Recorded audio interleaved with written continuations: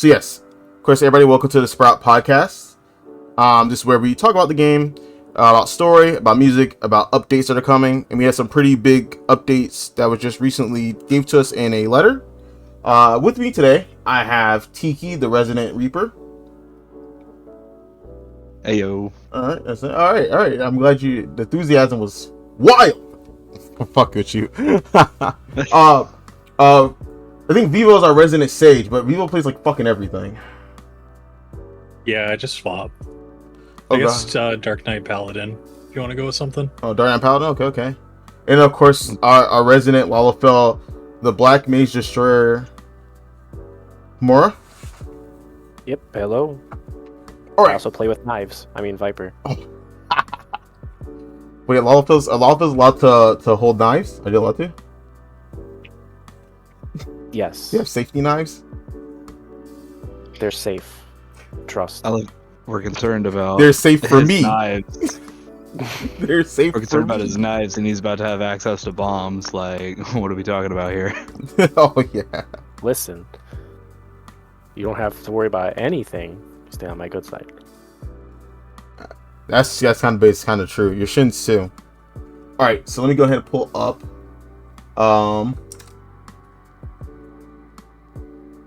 The talk here today. Okay. So the first thing they were talking about in the dev letter is the 7.5 Trail to Heaven's MSQ. Now I know some of you guys are not maybe caught up, or you guys are just starting the game, which is fine. But I just want to let you guys know that it is coming. We get part 1 April 28th. Is that Japan or is that us? That is global. Global. Okay, so global April 28th. And then part 2 in early September, which hopefully lead into 8.0, which is huge because we've been on 7.0 for how long now? A while. And we're going to be on 7.0 for a while after that, too. Because usually after the final quest that we'll get, which they're saying is going to be in September, that's when they teased the next expansion, and traditionally the next expansion doesn't actually release until a year after that. Yep. We've been with Dawn Trail for 2 years, just about. In July will be 2 years, so All right. about 3 years between expansions usually. Usually? Yeah. Oh, okay. How long was Endwalker? You mean peak? Good question. Endwalker was a little Came out- weird. It came out in December of 2021, and then it was until July of 2024. So like 3.5 years. You know? Yeah, they also got like huge COVID delays because they couldn't like be in office and such. That is true. So. And they still make peak through that? They still make peak? Oh my god. I mean, we will have to see, because if Endwalker was 3.5 years and they dealt with COVID delays, I wonder how much faster their development cycle has gotten, considering that they won't be dealing with a pandemic, so maybe we won't be waiting the full year. Maybe they know that after some of the distaste some of the fans had for certain aspects of Dawn Trail that they need to hurry up. For reference, Shadowbringers is 2019, so it was 2.5 years for Shadowbringers. Yeah, I think they've been dealing with a change in writers for Dawn Trail, which is why a lot of people were like griping about Dawn Trail, is because they're like, oh, the writing, it's not like Endwalker or Shadowbringers steer, and it's like, well, it's also a different person. Like they've got to grow into the role. Yeah. Most likely we'll either get it this December or next July for the next expansion. Okay. Yeah, I'm ready for it. Okay, yes. I mean, I'm not there yet. I still gotta play through Dawn Trail, so we'll get there when we get there. Okay, I guess. I'm a Sprout forever. I'm gonna stop Luli right before I go to Dawn Trail, just so I can keep my Sprout tag. They explained that there's a reason why it's split so far apart, but they cannot say why. There will be many 7.5 patches, and I guess we kind of talked about it earlier. work schedule, stuff like that. Could be Well, they that. also have. There's just a lot of content that they have to fit in that they've been promising that they're going to do before 8.0 comes out. So it's not surprising they say that there's not just going to be a 7.5 and a 7.55. But we're talking there might be a 7.51, 5.2, 5.3, 5.4, etc. Okay. Well, I didn't really look at what the promises they made. Are they almost done with all the promises? Like, what's the percentage look like? There's a wall. There's a pretty big list of things that they still need to get done. We're gonna go over quite a few of them. All right. Let's see here. So, story comments. This is the conversation Yoshi P had with Morgul. Yoshi P's like, we have many storylines coming together, and concluded. Wait a second. Let me make this bigger for myself, guys. Okay, there it is. Oh wait, that's way too big for me. Pause. I forgot to say pause. Sorry. So the context with this exchange that they had, the two developers, Yoshi P and Morgul, they had a picture in the background during the live letter of the Warrior flight looking up at the moon, glowing an eerie color. Ooh. It should be a little bit worrisome that the moon is glowing for some very long time players. Oh yeah, the original 1.0ers. Where you guys at? Yo, I mean, hear you guys in the comment section. Put a thumbs up. Put your favorite moment for 1.0. You guys are lucky. You guys get a little tattoo for being in 1.0, bro. I wish I kind of had that. I don't know if they consider themselves lucky. Oh, unfortunate. Let's see. Story comments. So yeah, we have many storylines coming together and concluded, but it's time to move the Warrior Light storyline further again. Morora, as an old timer, looking at the sky means something might turn red and come closer. Yoshi P, well, if that one turns red and falls down, we don't have a moon anymore. It will be over. It will move out story 4, and I can talk more about it at FanFest, so please look forward to it. So FanFest, we're gonna get a little bit more information.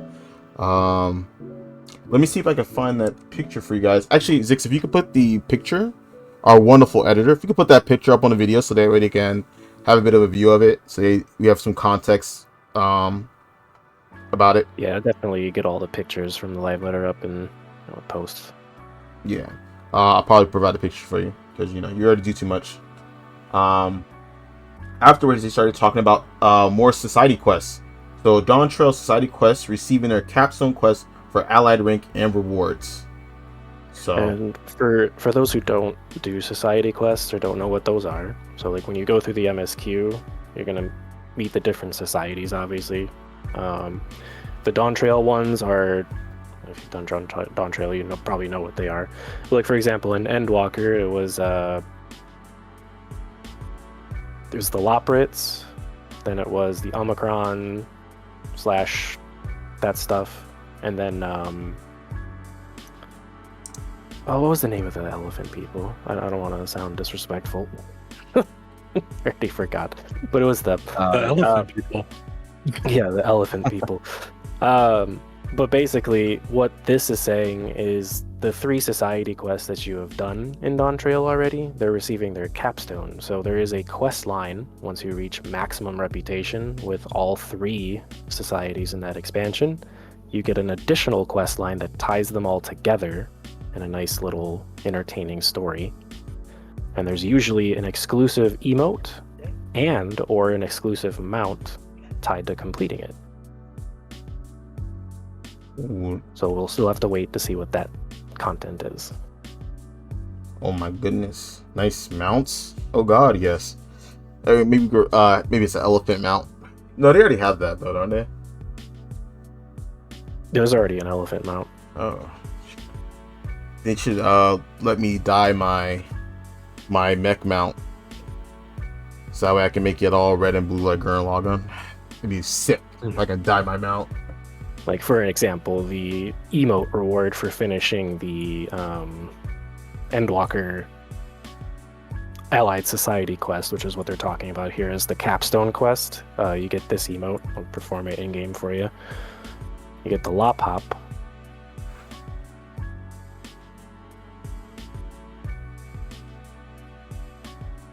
nice, extremely long dance emote that does loop.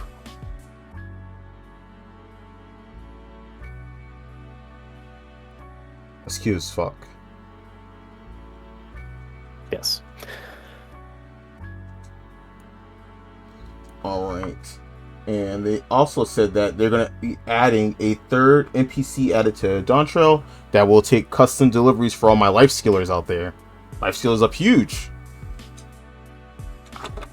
We get more EXP. It'd be cool if they let us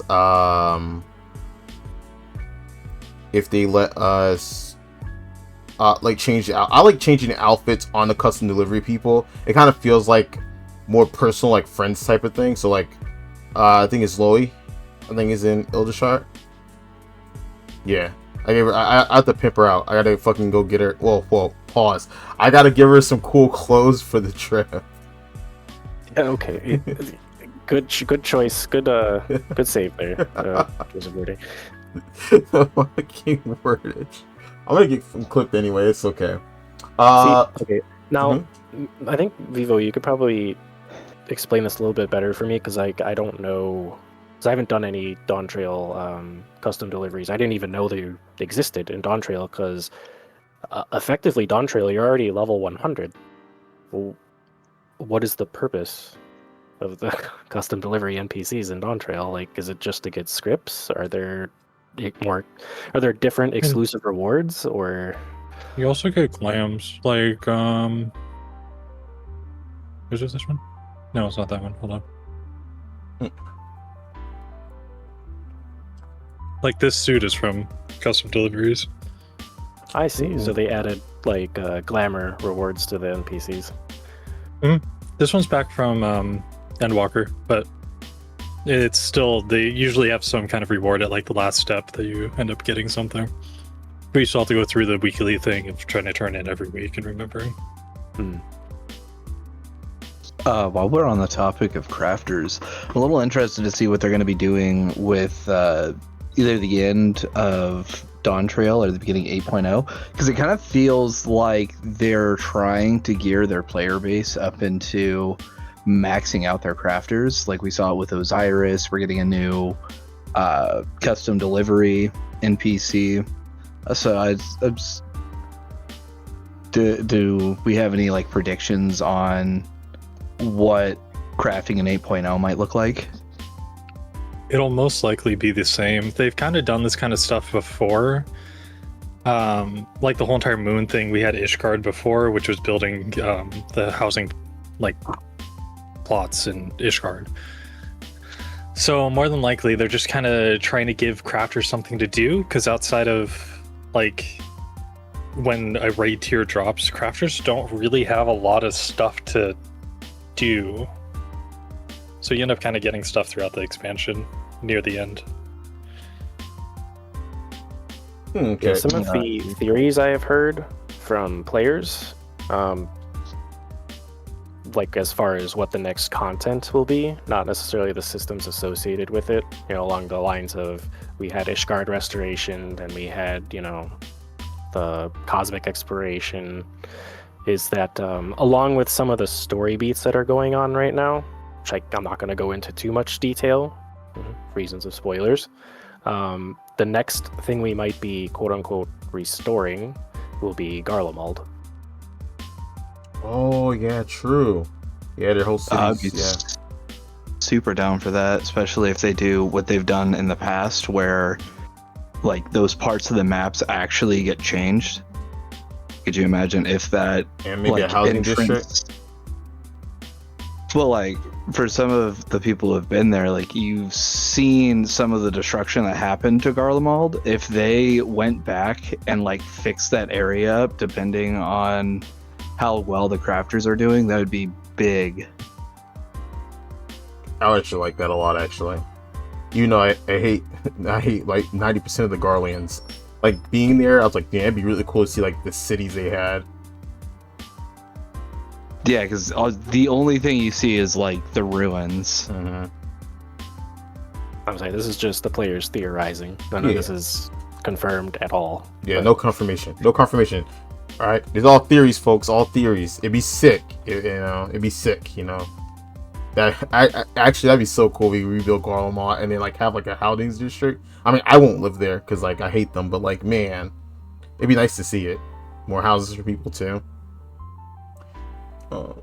Let's see. They really have fallen behind a little bit on as far as housing districts go, and hopefully that's something that they explore in further housing updates. Because the last place we got was Kugane, wasn't it? Yeah, I think so. Yep. Shirogane. Shirogane. It's the Ishgard. last place. Oh, Ishgard. Yeah, Kugane and Shirogane were both in Stormblood, I believe. Oh, and then Ishgard. Oh, got it afterwards. That's weird. Okay. Yeah, so we haven't gotten any locales from. Well, to be fair, how would you make a housing district make sense in terms of Shadowbringers? Would you have like a housing district set up in the first? That'd be sick, bro. All the purple It would trees. be sick. They could pull it off, like especially with everything that was going on in that one area. Like I'm trying to avoid story spoilers, but there is a spot they could feasibly put housing that would make sense. It would be kind of neat. But more importantly, we have a spot in Endwalker that would make perfect sense. Like if they opened up a residential district in Radathans, like it'd be an interesting locale. It'd be way more different than all the other areas we have currently. I mean, I'm fairly certain what we're doing right now is creating a housing district.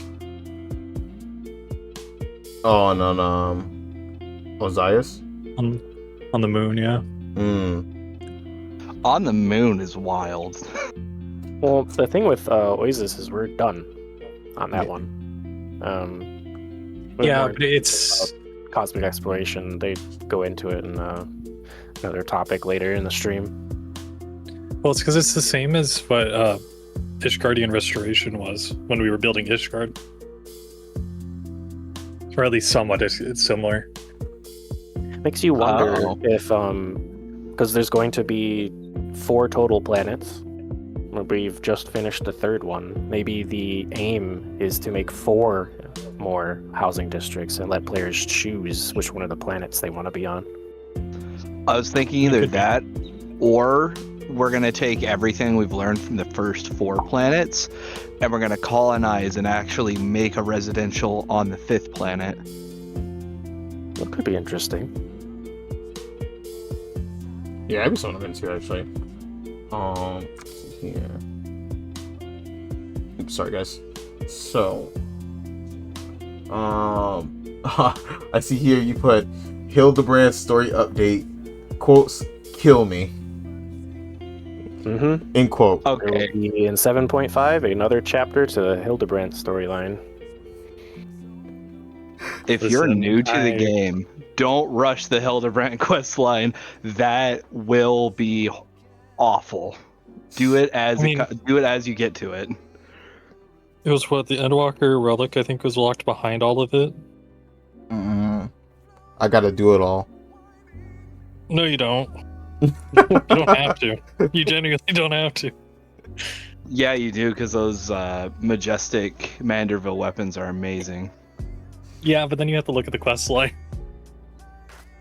I think Dancer has some that I really, really like.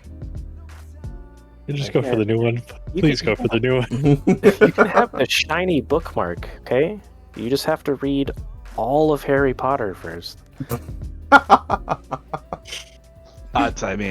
Easy. Give me my bookmark. Except every 2 books you read, the author releases another book. Oh. Well, after 8 or 7. No, after 6, after Endwalker, it wasn't that deep because you just, you've had all this time. You've had 2 years to do it.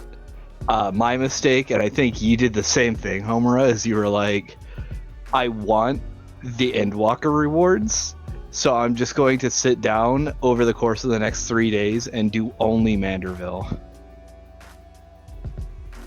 Mm. It's different. It's supposed to be like a comedy. Like it's supposed to be funny, and some of the jokes do hit. It's just when you're coming at it for the like, I want the Manderville weapons. It's like, oh, it's another gag joke. Yeah, I think you nailed it on the head there. It's supposed to be funny. It's It's very like it feels like early like 2000s machinima and its humor. Like there are times where I was watching and it was like, did they like get into Gary's mod to make these cutscenes? What is happening here? Yeah. Let's see. Going to duty support for 7.5. So duty support added for the following dungeons: the Dust Vigil, Shinsui of the Violet Tides. Both were the only 2 optional leveling dungeons that were left without a duty support.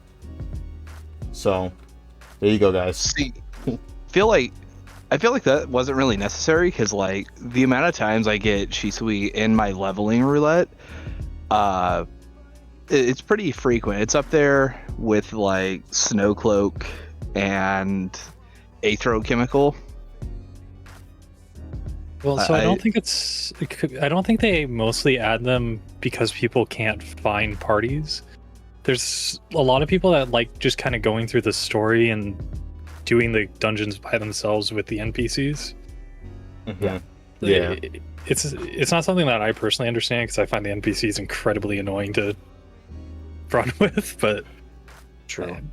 The other side effect of them adding stuff to duty support, and Yoshi P did comment on it afterward. He said, "We received feedback that that we may have reduced mechanical difficulty in the past on some other duty support enabled dungeons too much, but in adding duty support, we had to for the way that the AI, the NPCs works. We want solo players to be able to enjoy the content," as he said, but we're being careful not to take away too much from mechanics and gimmicks, because this happened in with the last couple that they did, which was Orem Vale and Dismail Darkhold. Oh yeah, the Darkhold. That's what it was. Look, Orem Vale needed to change, whether it was for this or not. It was so confusing for a new player that like it's just it was a good change. I'll be real. The Orem Vale changes, I didn't notice it as much. Like when I started running it, like it felt more the same with like less difficulty. Like I noticed we weren't wiping as hard. Yeah, is the only difference. The 2 primary changes that occurred to it were most, if not all, of the poison puddles that were not along the wall were removed. And then the bosses, I won't say that their mechanics were removed, but you actually don't even really need to interact with them anymore. The poison barbs that are put on you do not poison you as hard as they used to. You can actually just continue to damage the boss until the boss is dead before you will die. So yeah. I do agree that I think that the mechanical difficulty of the pulls and the rooms that the mobs were in, them reducing that difficulty was a good change. I do think the bosses were reduced in difficulty maybe a little too much. They got effectively reduced to training dummies. Well, see, the biggest issue was basically any time that like I'll just say non-sprout got Orem Vale, people would just instantly leave. So it ended up with people not being able to really run Orem Vale or having to wait to run it, which kind of sucked. So I think it's not so much needed from like people couldn't figure it out as just how people are as players, or some people are as players. It kind of needed to change so that people are more willing to actually like help a Sprout learn that dungeon. It got the Crystal Tower treatment. Well, the thing too, though, with the previous set of dungeons that they added duty support to was not only Ormvale, but it was, like I said, Dismail Darkhold, and some could argue, some including myself, that the changes to Dismail Darkhold actually made the dungeon harder.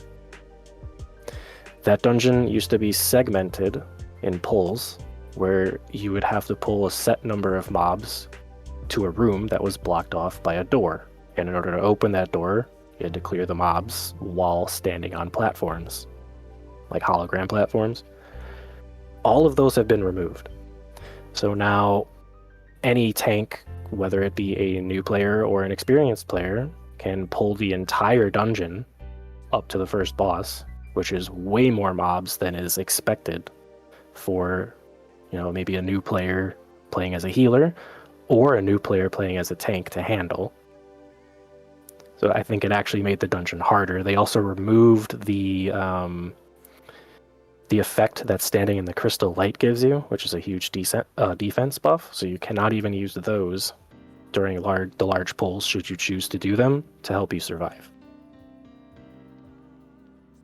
That and every single boss had all of their mechanics removed, but that's a separate thing. Oh yeah, like the Yeah. eye boss. Yeah, yeah. I hated what they did to the iBoss because it's no longer that was an interesting mechanic, and it wasn't a difficult one. It was like, hey, are you paying attention in dungeons? Did you see where we were going with this? And so the fact that they took that away, I feel like more players get blindsided by the later dungeons where it is like, if you didn't pay attention to stuff that was happening, you're going to get to this boss and you're not going to have any of your kit to like understand what the boss is doing. Yeah, I agree. Like, I mean, most people's like, yeah, it's super, super easy, so it didn't matter. But I don't know. I think if something's easy, if the mechanic or whatever is unique enough and engaging, I don't really care how easy it is. Like, as long as I'm engaged and having fun with the mechanic, like, it's fun. Now, don't get me wrong, I didn't really care for Darkhold at all. But like, I see the argument about why you shouldn't have made it easier, especially like you said, because as much as I love the Final Fantasy community, they're super nice. I haven't had a problem. Like, there would be tanks that would just wall to wall pull, and then the new players like trying to heal them, and then when they can't heal them, we have to start all the way back over. And then the tank's like, oh well, now I'm gonna pull it pack to pack. I don't know. I don't want to breed like a toxic thing, especially ones that's like, oh, I pulled wall to wall, this healer couldn't heal me, all right, I'm out. I just hate, real hate. Deep. I mean, I can say as like a tank player, usually the first time that I go in, I'll go wall to wall, which is like the normal pull, right? Mm-hmm.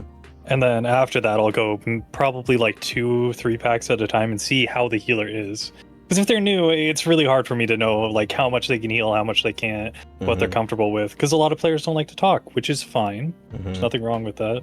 But it's also kind of hard to know first time in a dungeon how much you can handle as well.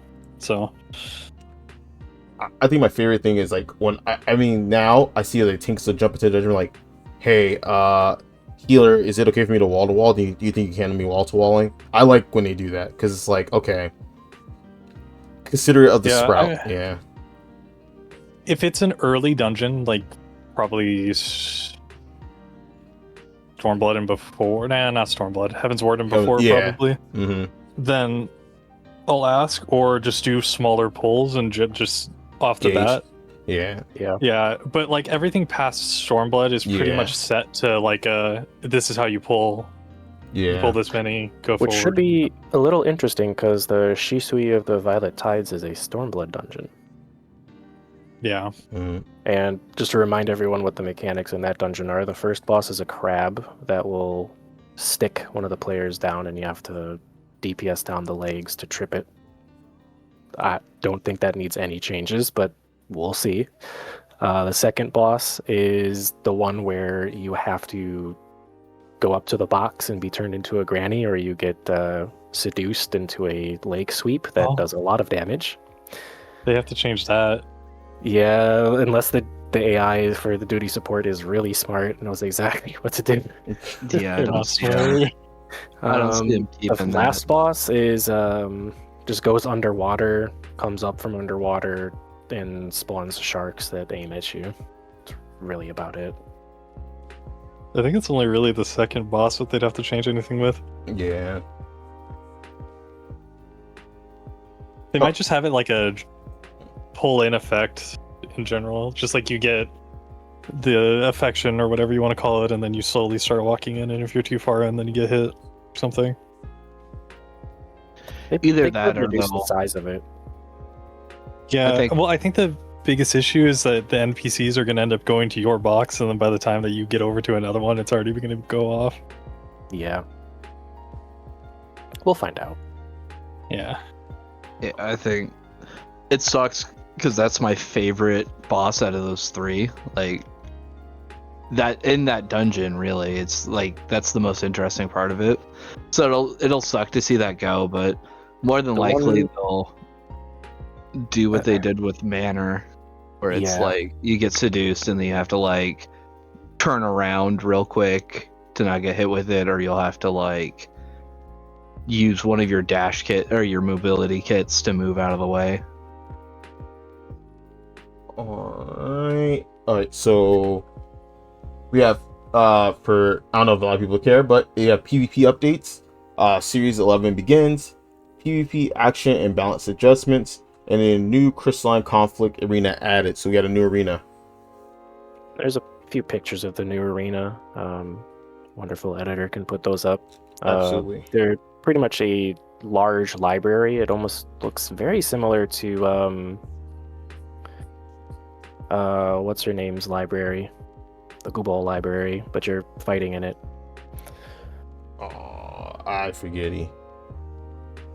Drawing Master blank. Matoya. Oh, Matoya, there it is. Yeah, I would have filled that quiz. I keep forgetting her name. Yeah, the like whatever tower, like upside down one. Yeah, it looks like Yeah. it's in there. That's interesting. And then we also have the new dungeon. I said dungeon. Dumb. I'm gonna let you try to pronounce the name of this dungeon without getting the video flag. You're getting the video flat. I saw it. I was like, how am I gonna say this word? So the new dungeon come out in 7.5. The Item? Clydum. You know what I wanted to say. Yeah. If I jumped in. I was about to say it too. I'm like, all right, I'm just gonna say it, bro. Just do it. There are also a few pictures of this dungeon. Those will be put up as well. It looks like it's taking place in a less destroyed district of Garlemald. Yeah. All our Garleans in chat are excited. Yeah, though. Yeah, Yoshi P had a few comments in regards to the dungeon as they were revealing the pictures for it. Said this may or may not be related to the next expansion itself, but it leads us there? ? Is it part of the next MSQ? Because I thought Garlemald calmed down, but there's clearly something burning here, so something's going on. So you always kind of had a dark impression of Garlemald since the beginning of the game, like in A Realm Reborn, questioning whether people even live there. And I guess maybe we'll find out. Which is good. I want to see a little bit more of Garlemald. We only saw like 2 parts of it. Yeah, what two we got was not particularly great. Yeah. Got one for my big boys here. A new alliance raids for 7.5. Dawn Trail Alliance raid number 3 is being released. Windhurst, the Third Walk. And if any of you guys are a huge Final Fantasy 11 fans, you'd be happy to know that one of the characters will be making an appearance when that raid comes out. Should we name the character, or should we just let them find out? Maybe. If it's a character, I was think it is. Yeah. It was shown on the live letter, everybody knows. Oh, okay. So if you lit it live letter, then my boys, my fellow Shintaro lovers, stand up, please. My brethren, let us hold hands. I did not play Final Fantasy 11, but I played the Final Fantasy card game, and she was a yellow card, and she was broken. That card was absolutely insane. With her with Raban, oh my goodness. I love the car. I love the character because the car was so good. So clutch. I wonder, since they're gonna drop that, if they're planning on letting go of the Fall Guy events for a little bit so we can rerun the Final Fantasy XI event. So I think we talked to Inryu that one night, and they were almost convinced that at the very least the Fate was going to make an appearance again, so you could get her minion. Ooh, I'd love to have her as a minion. Yeah, it would be crazy seeing it, because that event was a thing back in like 2016. It was a while ago. Shantotto was a minion you could get back way then. You can still get Shantotto. It's on the Mog Station currently. Yeah, if they were to rerun that event so you can get her again, that would be really nice. All right. And for those who don't know who Shantotto is, she's basically the most broken mage in all of Final Fantasy lore, but she's kind of like a almost like a joke character in terms of how powerful she is. Oh god, what's that? She has like a very distinct like anime stereotype. It's not, I believe she does. Yeah, she's like the oh ho ho ho kind of archetype. All right. We also have some new trials. We have Inuo, and then an Unreal trial, Shimmeryu's Domain, and then we have a new Ultimate. They had a teaser of a static. Previous hints and tease was it'd be meta themed. So it could potentially be another Nier. Potentially. Yeah, it would be the first time, I believe, that they took content that was from a different content type and would use it as like an ultimate. Because the Nier Automata content is an alliance raid. If this is a big if, we don't know yet, but if Nier Automata is used as the ultimate theme, that would be the first time they've done that, as far as I know. Nope, you're all actually wrong. It's going to be the Persona 5 collab alliance raid. Absolutely, you're going to be able to get Persona skins for your summons. Please be a Kingdom Hearts raid. I was about to say that we can get Red's hopes up so they're dashed later. Say it's a Kingdom Hearts 4 alliance raid or something. Yeah, it'll come up for the game. Still waiting. But we still have also Shinryu's Domain show.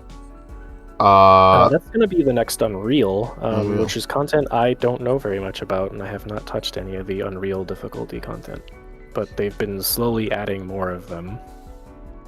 The difficulty of them ranges very, very wildly. Byakko is like one of the easiest fights in the game, and then you have some Unreals that are crazy. Back in, I think Shadowbringers, Shiva Unreal was like tight enough for a pug that like you could not have a death or you would fail DPS check sometimes. So we got a new quote-unquote fun thing for top-end players to do. Yeah, Shinryu is notorious for having mechanics where your healers actually have to do something other than occasionally heal their party while smacking the boss. So yeah. And then the new trial, Inuo, is a secret boss from Final Fantasy V, and for all my boys out there know, he is canonically stronger than Xdeath. I don't like Xdeath like that, bro. He's alright. Yeah, we'll have to find out how they tie that in, because like this Inuo trial is going to be directly related to the MSQ. Ooh. So that'll be interesting. That would be actually. Let's see, moving on down here. Some quick ones really quickly, so that way we can get through this actually pretty extensive list I just started scrolling down on. I can help go through it some a little bit faster if you'd like. We get new Phantom weapons, the final stages, so the best of slot weapons for Dawn Trail. It says Josh P said we're withholding showing the rest of the final models, but people are dynamiting them anyway. So that was you for dynamiting anyway. They showed a picture on the live letter of the Viper's swords and the Dancer fans. Both of them look phenomenal, and we'll throw up a picture there for you to see them. Oh, that's what you said. Yeah. Zix put up a picture of them. Oh my goodness, that's what you told me to wait. That's what he was like. Y'all wait, don't do it. Just wait for the next ones.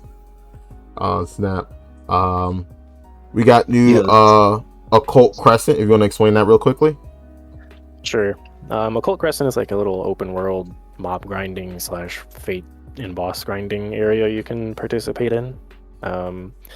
Your level is reset to 1 only while you're in there, but it is knowledge level, and as you either kill enemies, you slowly gain knowledge level, or if you do participate in the fates and critical engagement boss fights, you gain a lot of knowledge level.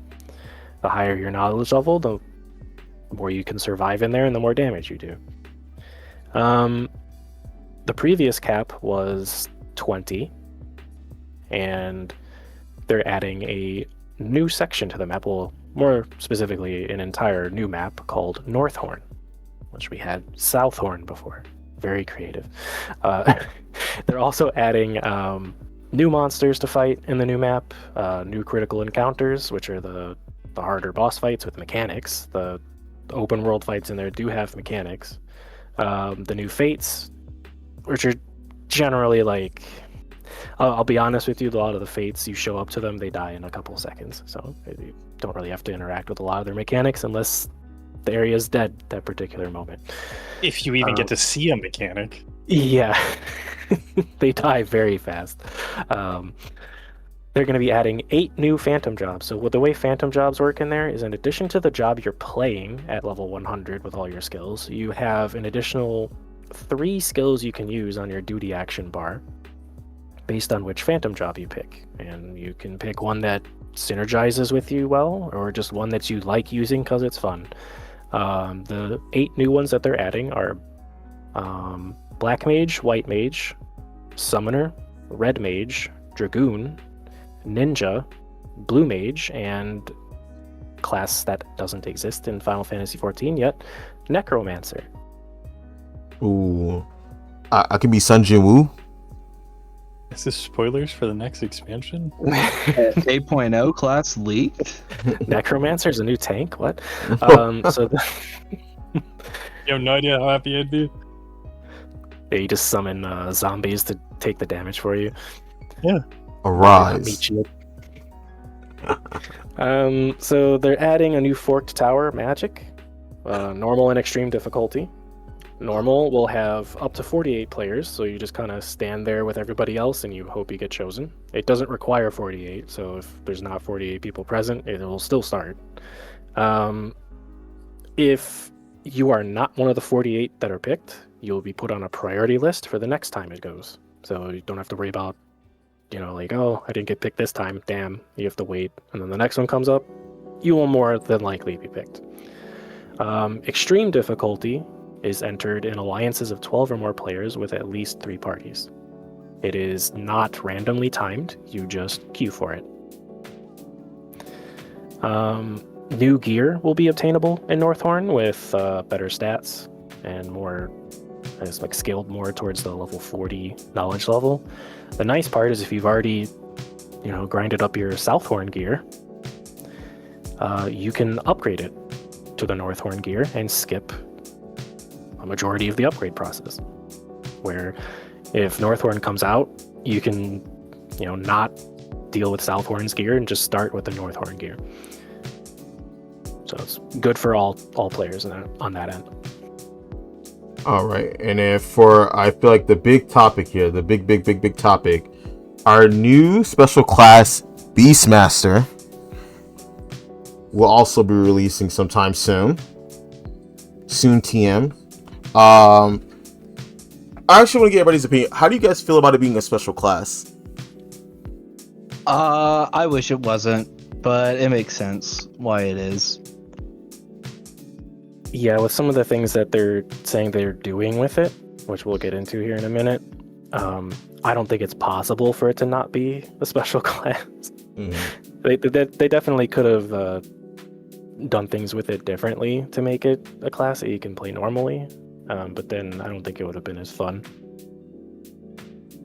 I mean, if it was a normal class, it Yeah. would have basically been completely different.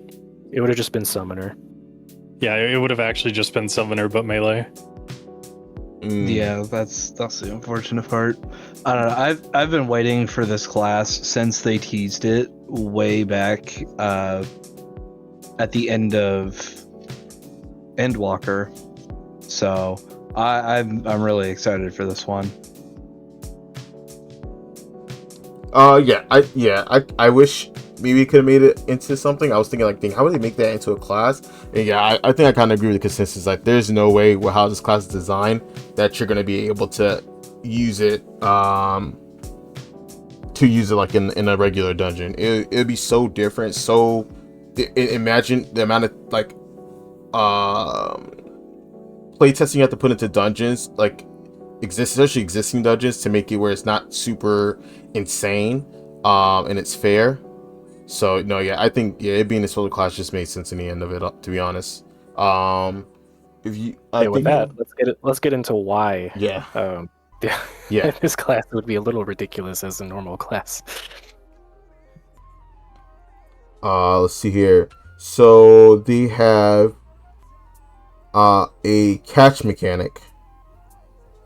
I'm catching. So basically, you capture beasts in the wild by weakening them first. Hello, Nintendo, please don't sue me. 50 types of creatures. Some bosses can be captured and tamed at launch.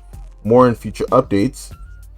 Gorgamera and Behemoth are like the examples. Yeah, so Gorgamera is the final boss of Cutter's Cry. That's all the way in like what? That's the Chimera boss that has the dragon's voice and man's voice. Yeah. Oh man, you're telling me there's actually a reason for me to go to Cutter's Cry? Catch them like a Pokemon. Yeah. Behemoth, on the other hand, is an exclusive Fate boss, I believe. Isn't Behemoth also in Crystal Tower? Ooh, yeah. It might be. It'd be fun to solo Crystal Tower. It is, yeah. Yeah, it's in Crystal Tower. Because you drop the meteors and then you have to hide behind them. And Oh, that yeah. is true. Mhm, yeah. You'd have to catch it before everybody kills it, though. Well, I mean, More it'd than be like- likely, just run it with your friends, unsynced. Yeah. It's just like Blue Mage. You have to not kill certain things fast or too fast so that they cast a spell and then you have to kill it so that you can actually get the spell and yada yada. Let's see here. No, yeah, I think it's I like the catching mechanic. It makes you're a beastmaster that's supposed to catch them. So they'll have so you can remember, just like with Blue Mage, the spell book, you'll be able to remember which beasts you've captured because there'll be a bestiary, and you can fill all of it out. Captured beasts then can be called upon to walk beside you. Oh, like gold and silver? Oh god, yes. It's like Pokemon Gold and Silver. So have they said whether this is just like in non-cities or can you do this in a city? Ooh, that's a good question. I'm hoping purely just because I want to be able to walk past the Lala bench in Limsa and see Klee hanging out with 3 bombs. Yeah, there is. But then you're gonna have, obviously the jokesters, lugging around 3 chimeras through Limsa. Oh yeah, I can't wait. My frames. Can't wait for the day when Limsa is just nothing but behemoths. Don't they have? I think they said something about having like different sizes, right? Yeah. So creatures can come in small, medium, or large size after you capture them. It's like like your traditional fishing system. I just said the F word for certain people. Where you catch the fish and it's like, oh, this one's medium size. Well, you might then want to go out and capture the same thing again to get a bigger one. Or a smaller one if you like smaller things. Each creature is also leveled up individually, so it gives you a lot of busy work to do. Wow, they really out here being Pokemon right now. That's crazy. I have so many questions now. Yeah, I was gonna say. It's not about the leveling. Well, okay, so just real quick, going back to the whole entire where can you summon them? If you can summon them outside, people can't hide them or like make them smaller. What's gonna end up happening is people are gonna go to any quest that's like out in wherever, Yeah, and just take out a be- bunch of them and cover everything. That'll be something interesting for them to answer in a further live letter, because if new players are running around, it's their first time in the game, and then there's like 15 Beastmasters in the map with them, with like 3 Chimeras following each of them around. It might look a little chaotic. Well, I'm not even thinking that. I'm just thinking of the bad sports that will try to grief other people by putting a whole bunch of them on top of quest markers. Yeah, they might have to add another option into our system settings to Listen, Like maybe make them like For small hiding little skills. pets. yeah, or because there is another option also to reduce the size of, like, let's say the summoner's summons. So like if you don't want to see a gigantic That's what I'm hoping. your screen, then you can make it like a small little itty bitty dragon. I'm hoping that it just scales with that. listen, Vivo. Or Don't you be taking away my fun before I even get to have it? Come on. Ooh, what if we can catch shiny ones? They have said that will be a thing. We're about to get to that. Oh shit! Oh, sweet. In addition to small, medium, and large, they will come in different colors. Some of the colors probably being rarer than others. Oh god, yes. Each of them will have their own attributes, mostly tied to the attacks that they do. So like lightning, fire, wind, ice attacks, whatnot. Each summon or creature that you capture will have 3 skills. We don't know what one of them does because there's no translation for it on the picture that they gave us, and they didn't explain it. They just showed us the picture of like the bestiary. The other 2 are a skill that happens when you summon them, and then another is when like they attack. They'll have 2 like skills that they use when they attack. Like for example, they showed the Chimera. What it does is it can freeze enemies around it, just like it does normally. And then its passive, they all have a passive as well, is it increases fire damage dealt to frozen targets. Oh, you can combos and stuff. That's cool. Yes. So then you can think, well, okay, what other creature can I capture that does fire damage? So it boosts those creatures' damage. There'll be combos of creatures you can kind of stitch together. Mm. Man, Square for real came out here like, oh, we see what you did to Pal World. Care to try it on us? Yeah. Well, go ahead. I was saying before, we got into everything. Square Enix is probably fine because Square Enix and Nintendo have a relationship, right? Like, all the Final Fantasy games were released on Nintendo and all that kind of stuff. So the likelihood that Nintendo goes after Square Enix for this is 0 to pretty 50% low. of me. I think it's almost 0%. I also don't think that Square Enix is silly enough to try to do this without talking to Nintendo if they're worried about it. Well, the other thing is I don't think Nintendo would have any legal standing on it since Beastmaster has been a thing since the earliest Final Fantasies. Like, They would have standing. yeah.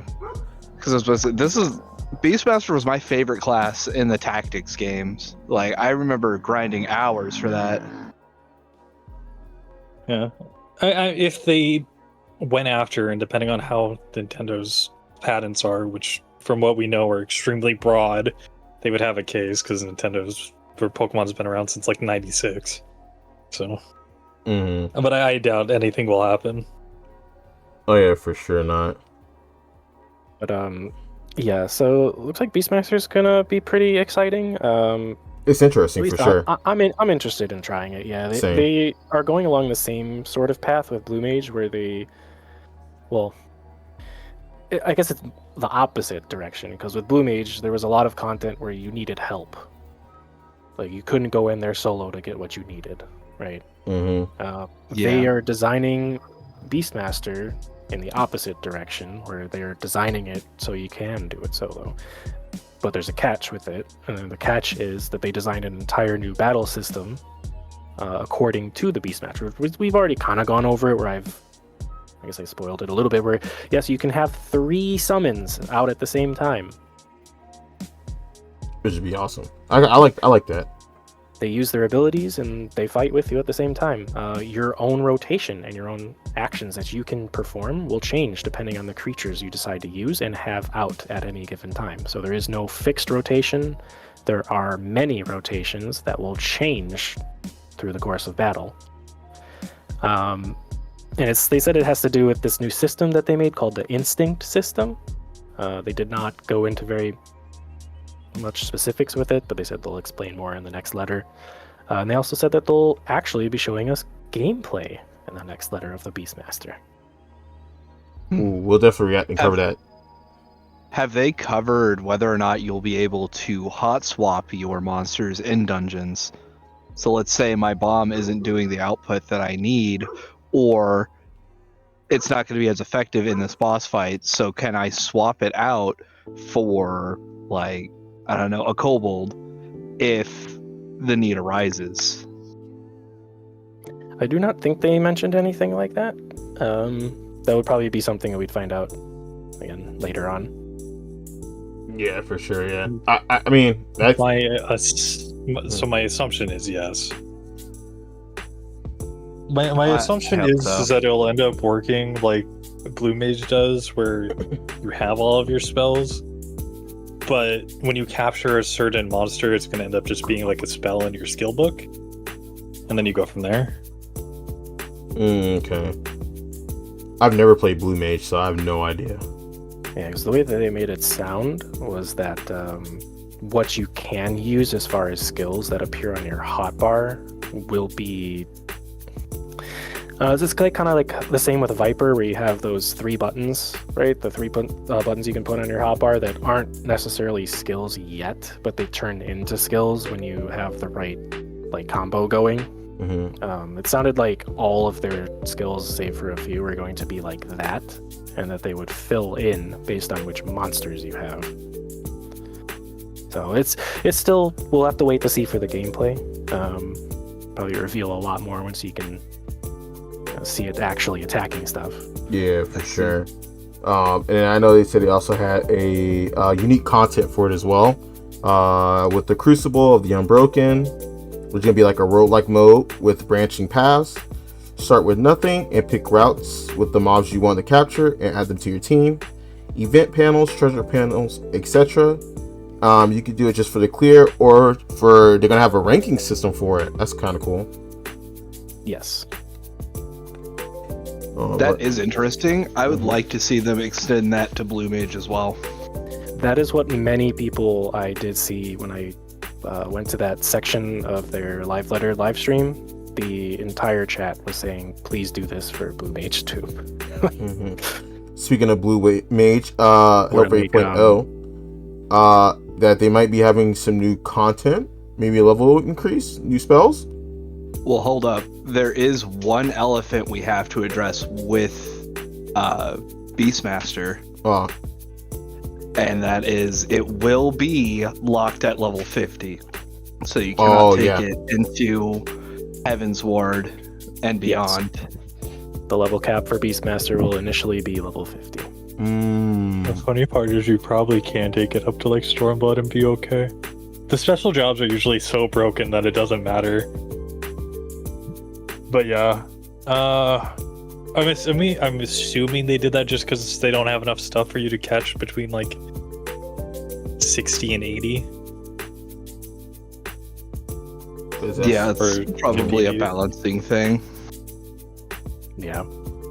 Oh yeah, balancing. Yeah, that comes to it. I think another reason is to stagger the content, because what a lot of people do today with Blue Mage is they get power level to 80 and then ignore, like the earlier stages of Blue Mage unless they specifically need the spell. For Beastmaster, that might be even worse. If you could just power level yourself up to 80 and get all the strongest creatures, you don't necessarily need the earlier creatures for anything. Where in this case, since you're intended to play solo with a team of 3 monsters making a light party with yourself, you're going to need monsters that allow you to solo content that gets you to the stronger monsters.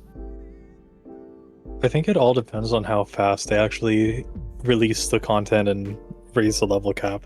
Because if we're here in 3 years and it's level 70, it's That would be whatever, right? Yeah. But if like in the next year it gets caught up to where Blue Mage is, which will always be 10 levels behind where our jobs are, that's fine, right? And they did comment on Blue Mage. It's being held for 8.0. Any updates to it? They said that to paraphrase what Yoshi P and Morbol are saying, is like it needs more time to cook. They want to see the reception for their ideas that they have for Beastmaster, like the Crucible, the Unbroken we just talked about, the road-like mode. They want to see, do players like this, and then they'll adjust and add new content for Blue Mage, according to it, see like which ideas stick, and then they'll move forward with that, because otherwise, realistically, all they were going to do is add a couple more spells and just like level cap increase to 100. Like, it would not have been that interesting. Maybe they add another stage to the Carnival game mode, but there's not really a lot of incentive to do the Carnival to begin with. I know a lot of people are also quite upset about the whole entire Blue Mage being held thing, because apparently they've also said that Beastmaster took up all the costs and all the time. Yes, they did. And Oh yeah.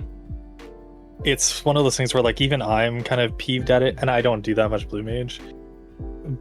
But it is one of the things that I'll always harp on Square Enix a little bit about. The whole entire... They end up using cost a lot for things, and saying that they just don't have the resources for it. But come on. But it's... Yeah. Come on. Like, this isn't a small indie company. Like, if they come out and it is just like they want to see what happens with it, which I agree, if they just said that, then that's fine, right? Because like I think the Crucible on Blue Mage, like Tiki said, great idea. It would help a lot, especially if they took some of those more annoying spells to get, put it in there as like a reward type thing, where like if you witness it inside of there, then you get it outside.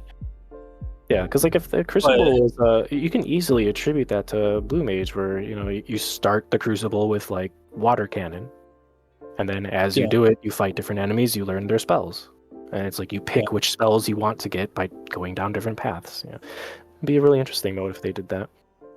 I think also, go ahead, with Crucible, there needs to be some sort of drive for players who aren't necessarily interested in Beast Tamer to pick that up, whether it be via emotes, mounts, certain drip, just something for the people that want more to collect to be able to go do.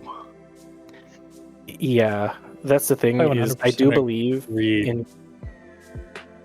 I do believe in this section they did say something about that, like the Crucible will have lots of rewards, but again, that recently is something that just the players are getting used to taking with a grain of salt. I don't really know if there needs to be rewards for Crucible, because like right, part of the like thing about FF, right, is there's a whole like ton of content, right? Like if somebody goes, oh, do you want to play FF? And there's times where I'm like, I have nothing to do. I have plenty to do. It's just not stuff that I want to do. But I don't think that they need to like add more to the Crucible, because the reward technically is Beastmaster, right? Like, I don't think that I don't like the idea of like locking things behind there and then forcing people to do content that they don't want to do. That's right. Like, for the most part right now, there isn't much in the game that you technically have to do to get anything, which I kind of like that, where it's very sandbox. You get to do what you want to do when you want to do it. Yeah, some people like grinding in a circle for an hour, and some like Yeah, I mean, it's like they don't really need to add a carrot on the stick. I mean, like Vivo just said, it's like we just added a game inside of the game. Play it. Yeah, because it's like Carnival. When Carnival was out, people were doing it, but there's not a ton of rewards behind Carnival. Oh yeah. Oh, this is a big one for me because I'm starting my journey on that real soon. It's gonna be fucking amazing. Ocean fishing, new route, Tavernier added. Fishing more boys. You know what that means? They're gonna add more achievements where you have to catch like 3 million point. The fish. I still don't have the shark mount. Oh man. Oh, do you get the shark pet from fishing? The minion? Yes. The Major General? Yeah. Yeah, you have to score a certain point or amount of points on a fishing voyage, Yeah. like as a crew, to get it. I need to do that. It's gonna be freaking amazing. When I was at the Eosia Cafe, they had a drink after the Major General, and like, bro, it was like Pop Rocks and like a blue drink. I was like, what the fuck is this? It was good though. It was great. Score 5,000 points. 5,000 points. Oh god, yes. You want to talk about the new cosmic exploration? Yeah, we can go over that really quick. So we've just finished, at least on Diabolos, we've finished Oasis, which is the third planet, and with 7.5, they're going to be adding the fourth, and according to them, final planet. We'll see. It's going to be called, and I'm probably going to butcher this name, Oxytia. That's true. It's a stark difference from the previous planet, Oasis, which is like a destroyed, gravitationally chaotic desert planet. The next planet is going to be lush, and it looks a lot like a certain map in Endwalker. I hope so. Oh, I love that place. And they'll go over the rewards and more specifics at a later date in the next letter. As they did with the current one that we just finished, they did not tell us anything about it. Because a lot of people like the lore that comes with the planets. Mm-hmm. Oh. Man, that's weird. You said a lush planet, and somewhere in the distance, someone said Lahi. Oh.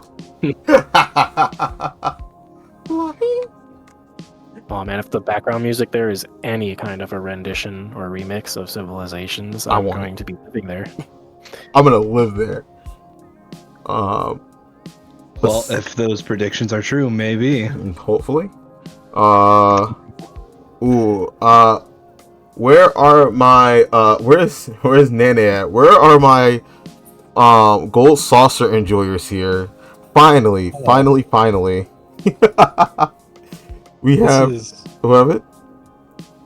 Oh yeah, I'm pretty sure that looking at this. Sorry, cosmic exploration, real quick. Oh, looking at this because I hadn't seen it. This looks set up as a housing plot. Oh, anyways. Oh, that'd be sick. Oh, that'd be sick. We'll throw out the image of that. Yes, I know there's some images of it floating around. We'll throw up those pictures.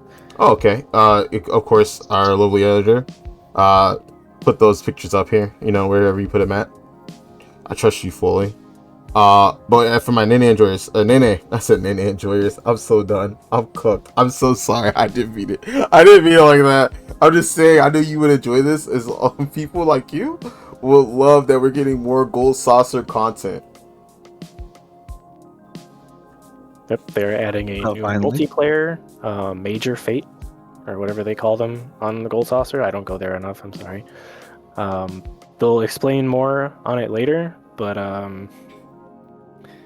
there are some people who have found certain files that would point towards what this new multiplayer activity on the Gold Saucer will be themed towards, and it is one of the very popular Final Fantasy titles. Oh my god, not the saucer files. So saucer files. Oh my goodness. Some of the rewards there are a pet that has been shown, I'm not going to say what it is, and a vehicle, and I'm not going to say what it is, but... Oh boy, are we getting another car? I just know a lot of people are going to love it. A lot of people are going to love which one they picked. See I here. hope we get a unicycle.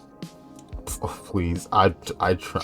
I ride it for like a day though, because I fucking love my mount too much. But like, yeah, I fucking. Let's see. Oh, housing. Oh,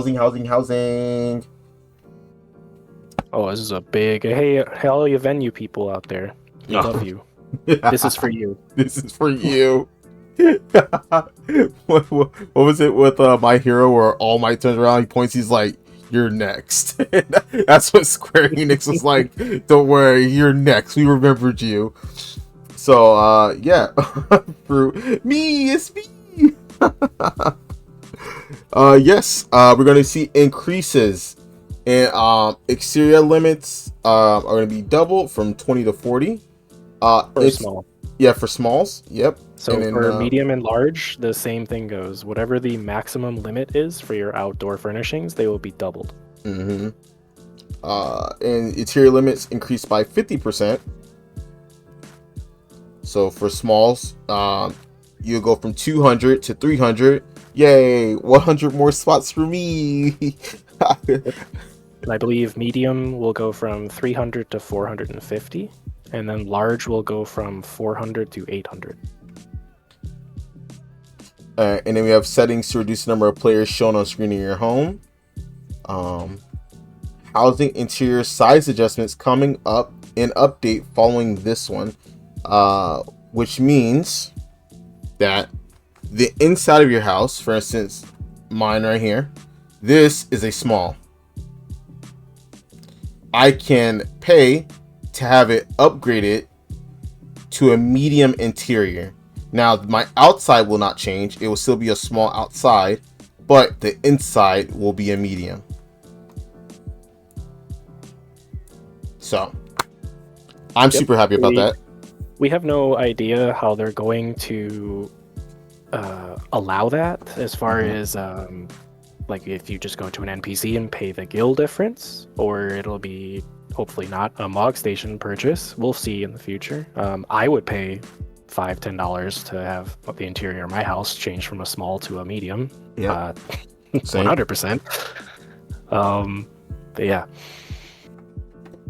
Oh yeah, when they told me my exterior decoration limit is getting doubled, I was like, thank God, because it was getting to the point where I wanted to place stuff down. I had all the architecture done, and it's like, all right, now I just need to, liven it up with some foliage, some flowers here. And it's like, oh, okay, how many slots do I have? 1. Oh, right. Oh no. Hopefully they don't make us pay rent. For an extra $1 a month, you can increase the size of your... No. I could see them doing it because the game needs a gill sync. Actually, you have a point. That could be some... Yeah. Let's see.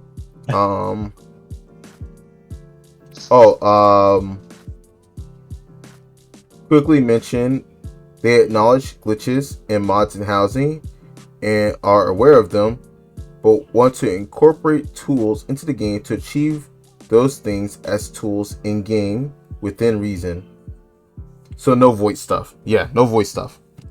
Yeah, so they're fully aware of specific happy tools and helper thingies that players use, and some of the glitches that they use. We're all familiar with, place from storage to make stuff float, stuff like that. They're saying basically they're aware of all of this, and they do want to update the systems for decorating, which is good. Yes, because yeah. It's something that they've been doing slowly over probably the last year is when they really started. There has to be somebody on the Square Enix team that's looking at what mods are popular and implementing them into the actual game, because they've started to do it somewhat, and I think they are kind of trying to sway people off of the mod launcher and back onto the actual official one. Whether that ever actually works or not, because there's things that they'll never add, like Mare, right? Like, they deleted Mare, but it will never have an official version of that, because obviously they want money from glams, and Mhm. you don't get money from glams when people can just download whatever they want, right? But Glam. True.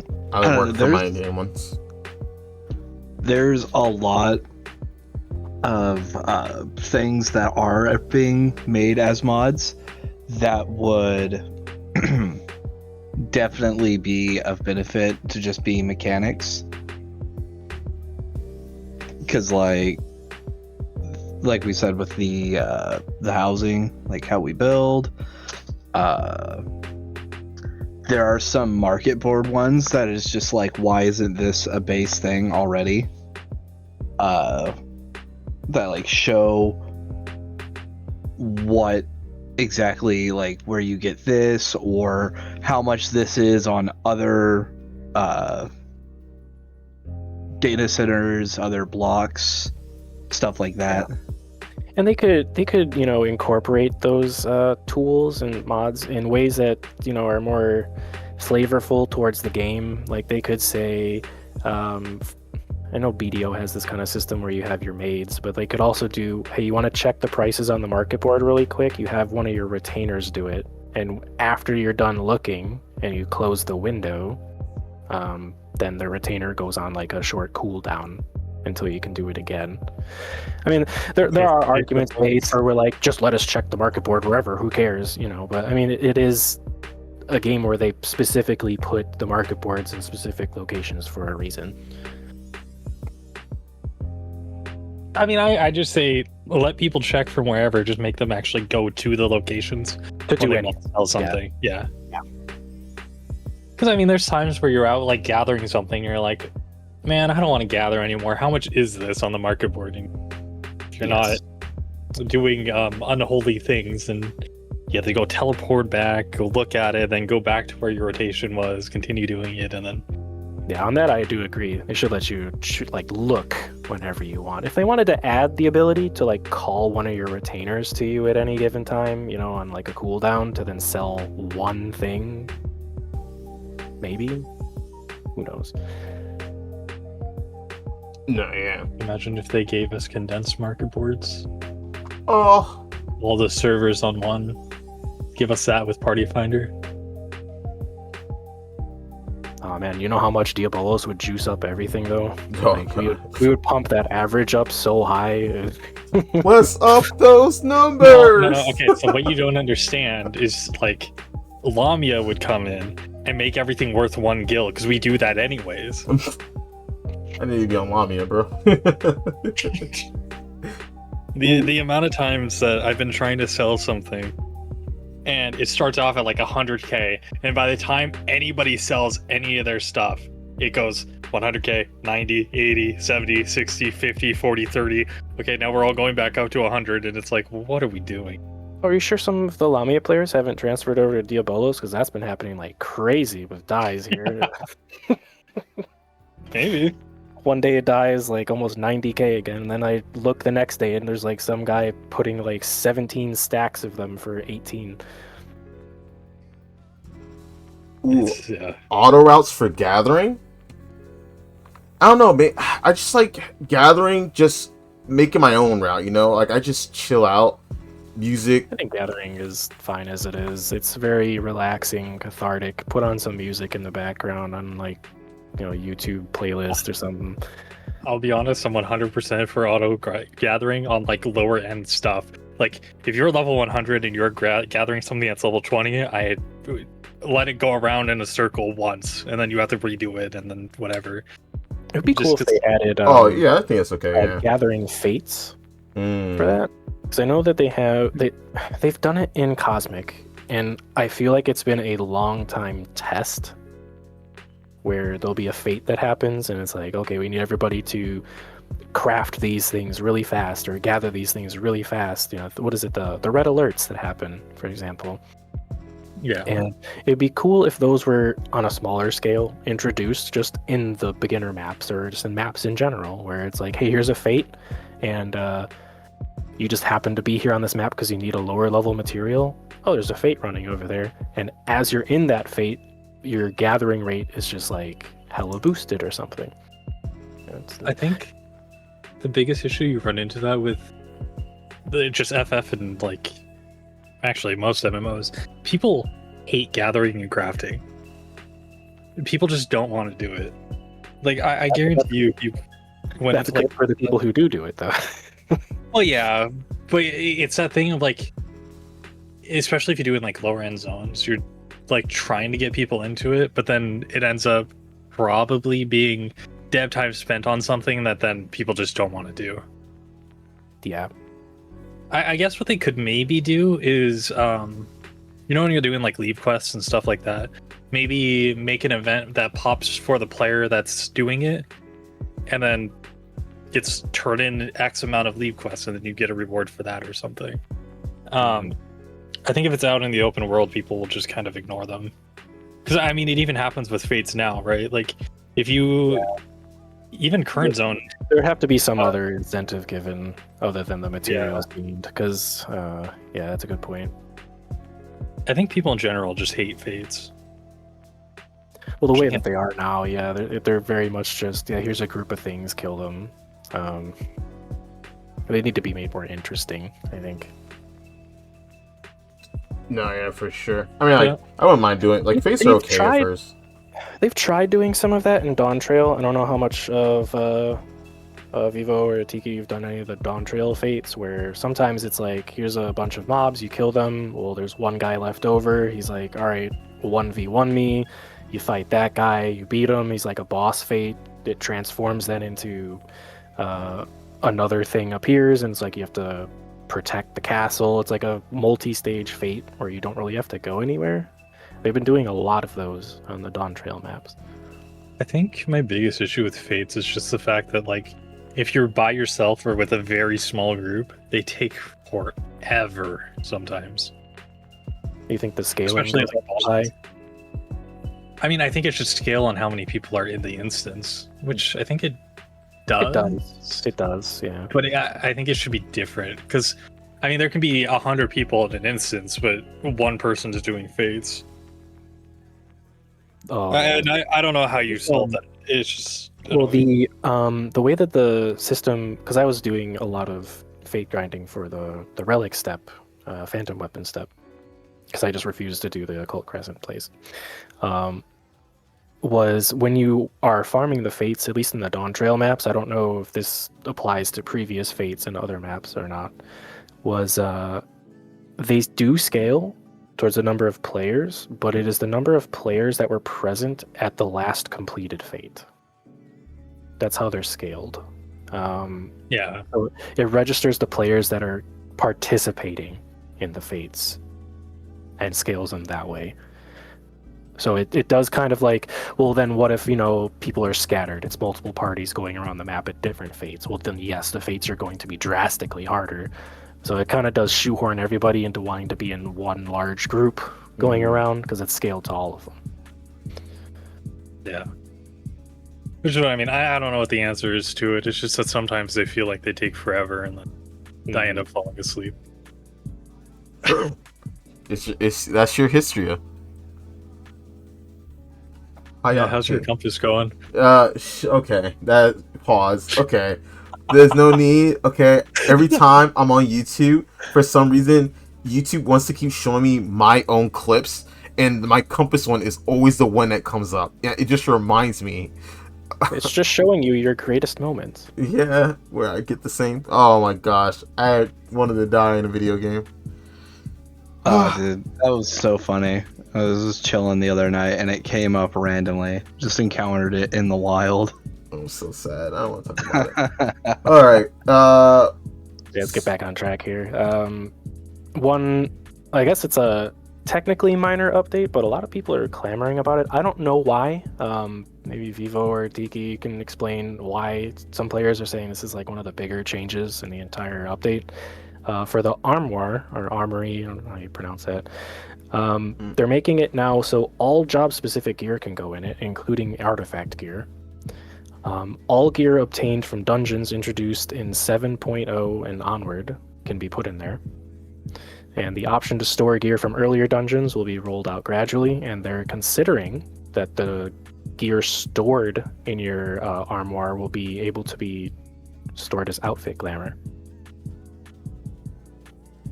So, from what I understand of people that actually do glam, it's very easy to fill up your glamour dresser with too many items. So the more stuff they add to armor, the more space you technically have. Because armor can fit everything that's like added to it, right? Like anything that Square Enix puts there, you can put in the armor. So it just frees space in the glamour dresser. Yeah, so like you get what, like 500 or so glamour spaces. That was 800. Something like that. Yeah, it's a big number, but also consider how many gear sets for each of the like however many classes, including gatherer classes, are there for like Shadowbringers onward. Mm. And if you really liked all of those, then that's a huge chunk of your glamours or your glam space. I think this is a good change. I still think that WoW might have the best system for it, but it's definitely a step in the right direction. I mean, on that note, we do need more glamour plates. Just Yes. period. Yes. When it was 10. How did you survive? How'd you survive with 10 I mean, glamour I'm plates? fine. I'm perfectly fine. Because, like, I wear, like, 2 outfits for every class. But yeah, it used to be 10, and I remember people complaining back then. I have 2 more plates left. I have 2 plates left. Hear me out. They don't have to necessarily increase the amount of glamour plates you can do overall. I think if they gave us 5 for each individual class, we would be fine.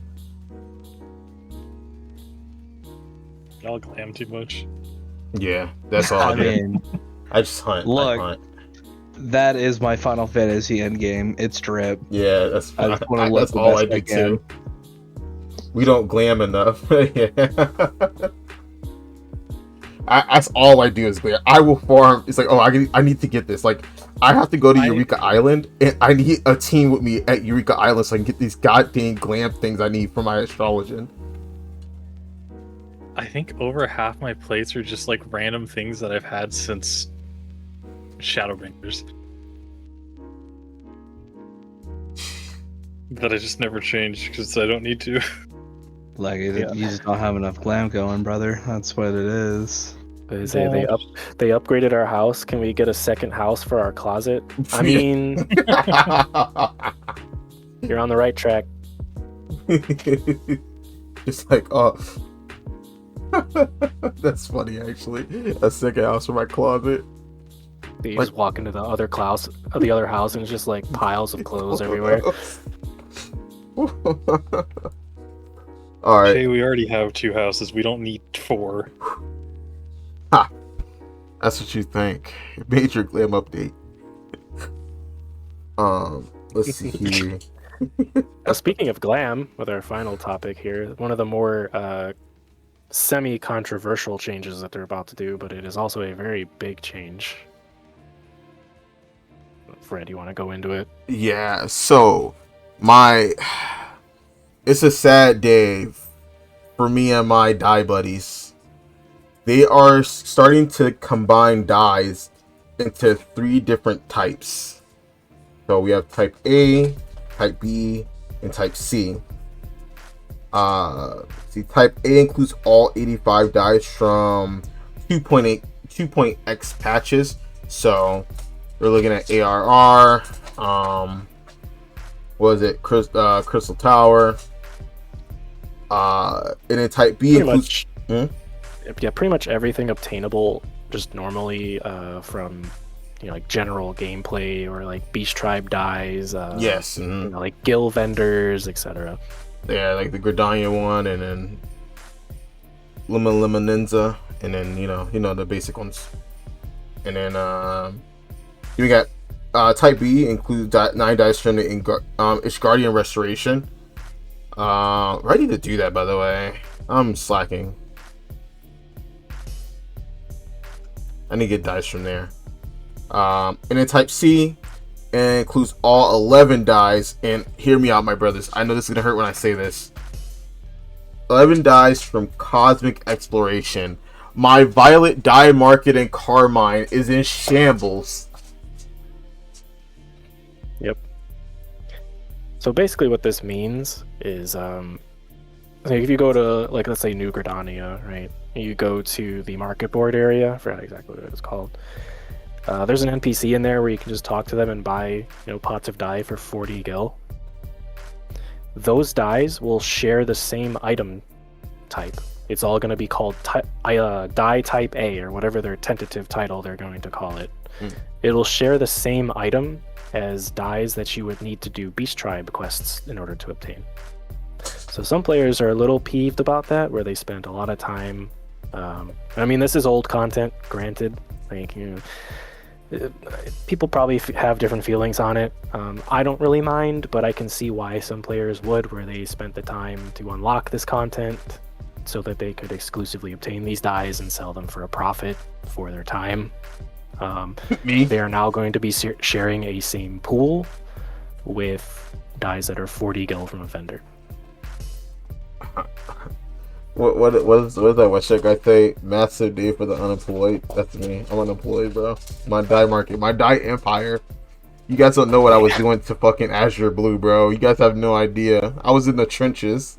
Yeah, so the thing with the Cosmic Exploration dyes is those are all vastly more expensive than other colors, because you have to participate in Cosmic Exploration to obtain them. You have to get credits by doing crafts or gathering. Spend those credits on the pots of the dye. So you have stuff like Carmine Red, the neon colors like Neon Yellow, Green, Pink, I believe is in there. Mm-hmm. Then you have Violet, Purple, Azure Blue, Bright Orange was pretty hot for a while because I believe it was the color for the New Year. Mm-hmm. Chinese New Year, yeah. Those colors vary in how much they sell for gil-wise on the market. For some reason, that's probably demand. But they all cost the same amount of credits to get 600 credits. But you could at any time have a 600 credit dye like, Bright Orange dye be costing 90k gil on the market, and Azure Blue tanks down to 18k. Why? I plead the fifth. I plead the fifth. The other thing is, so there are dyes that are not bought from the exchange, but they are only obtainable via a random roulette wheel that you get from our best friend Scammingway. Yeah. Like Metallic Ruby Red. There's only one way to obtain that dye, and is to get lucky spinning a roulette wheel. Mm. A roulette wheel that you don't get to spin very often. Okay. Maybe once every 10, 15 minutes if you're lucky. And then it's not guaranteed that you get that dye either. That dye will also be sharing the same pool as Carmine Red and all the other colors. So a little bit of, I don't know how this is going to pan out, but maybe the system still needs more time to cook and they're going to change some stuff. Yeah. I mean, the only thing I really want from dyes is to be accessible every time I'm in my glamour dresser. Just give me I think they should give us the opportunity to just put the dyes inside the dresser. Oh my god, dresser. Fuck. Dresser, so that way we can access them while we're glamoring, and I don't have to I forgot this Carmine Red. Oh, I had a new idea. I have to go back and go get a different color. I wish you just put it in the dresser. Well, that's kind of what this system does alleviate a bit, because with having only 3 items in your inventory, you will now have access to a majority of the colors in the game. The other colors that we did not mention that are not going to be changing with this update, so keep this in mind, for all those players who do ventures, submarine exploration, etc. Getting your pure white dye, jet black dye, all of your metallics. Basically, anything that can also be bought on the Mog Station will not be altered with this game. So they will still, or with this update, there will still be individual items for, like pure white, jet black, and etc. Yeah, which makes including sense. Including the ones that are obtainable in game. Those will still be separate. Yeah, which makes sense because like if you lump them in with everything else, the Mog Station won't be useless. Yeah. All right, let's see. Do you have anything else on the agenda, boys? I think we got through most of it. Yeah. All right, yeah, that was the entirety of that dev later. Oh man, we made it through. It took us an hour and 46 minutes. Oh god, yes. For all my people on YouTube, thank you for watching the video. We will be putting these out. I want to say weekly, but like I don't want to make it into a oh we have to do it type of thing. So maybe every week or every bi-weekly. You know, we'll figure it out. We'll also try to see if we get some special guests to sit here with us. To also ask, interview them, talk about the game. But with that being said, Tiki, Vivo, Homer, thank you for accompanying me through my first episode. Your knowledge is indispensable, as I do not have the knowledge you guys have. I don't know anything. Cat. What do you mean? You know more than I do. Yeah, I feel that. I second that. I don't know shit about this game. Okay. Alright guys, thank you very much for watching. Please leave a comment about your favorite moments of the episode, things that you guys want to see next. Also hit that like button, hit subscribe, hit that notification bell. Again, we're putting out content every week for FF, between the Areas of Collections, the clips, and now the Sprout podcast. You guys have a lot to watch during the week. As always, I love you very, very, very much, and I will catch you guys in the next podcast. All right, goodbye, See you guys friends. next time. Bye-bye. See ya.